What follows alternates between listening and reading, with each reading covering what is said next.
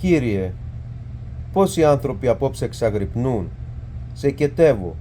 για όσους εργάζονται σε βραδινή ή πρωινή βάρδια υπηρετώντας τους άλλους, για όσους βρίσκονται στου πόνου το κρεβάτι και για όσους στέκονται κοντά τους, για όσους πεινούν και πλαγιάζουν νηστικοί, για όσους κρυώνουν, για όσους νιώθουν μοναξιά ή είναι απελπισμένοι, για όσους φιλοξενούνται έρημοι σε ένα παγερό παγκάκι, για όσους ορφάνεψαν, για όσους στερήθηκαν πατέρα ή μητέρα, για όσους βρίσκονται μακριά από την οικογενειακή ζεστασιά, για όσους αγωνιούν, λησμονώντας ότι και αυτοί έχουν πατέρα παντοδύναμο, για όσους σχεδιάζουν εκδίκηση, για όσους εκκλιματούν, για όσους έχουν μπλέξει στα δίκτυα του θρυλευκού θανάτου, για όσους είναι στη φυλακή ή είναι εχμάλωτοι, για όσους βρίσκονται στον πόλεμο,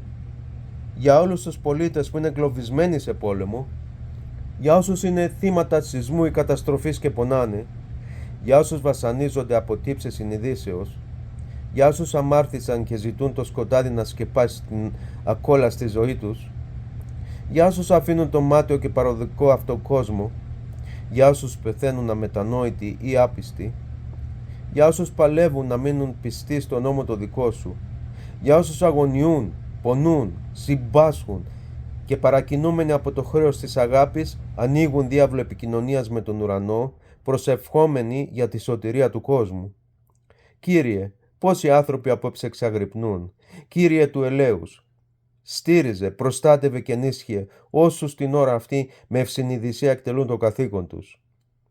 Κύριε Ιησού Χριστέ, βοήθησε και φώτισε και συγχώρησε τους γονείς, τα αδέλφια μου, την οικογένειά μου όλη, τους συγγενείς μου,